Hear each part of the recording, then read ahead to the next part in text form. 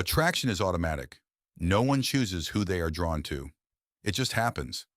This is true for everyone, including people who are attracted to the same sex. Scientists have studied this for decades.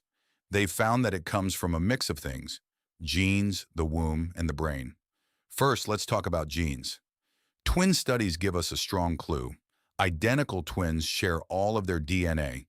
Studies show that if one identical twin is gay, the other twin is more likely to be gay too.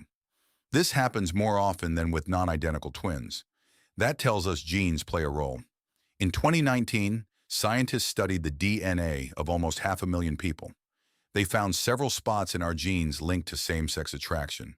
But there is no single gay gene. It's not that simple.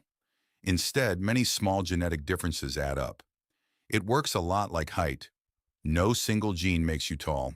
Many genes work together instead. Second, let's talk about the womb. Scientists found something called the fraternal birth order effect. Here's what it means. The more older brothers a man has, the slightly higher his chance of being gay. Why does this happen? Scientists think it's about the mother's immune system. Each time she carries a son, her body reacts to certain proteins. This reaction can get stronger with each pregnancy. Some scientists believe this can affect how the brain develops before birth. This includes brain areas linked to attraction. Third, let's talk about the brain.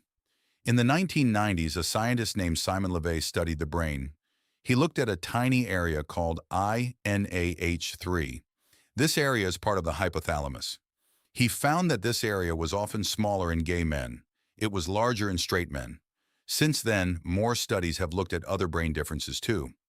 Many scientists think hormones before birth shape this part of the brain. These hormones may help decide who a person is attracted to later in life.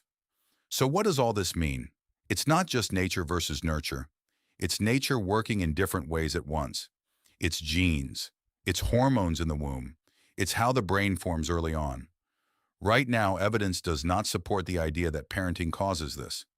It's also important to say this clearly. Scientists don't have the full answer yet. This area of research is still growing. But here's what we do know. Being attracted to the same sex is not a disorder. It is not caused by bad parenting. It is not a choice. It looks like a natural part of human variation, and science is still working to fully explain it.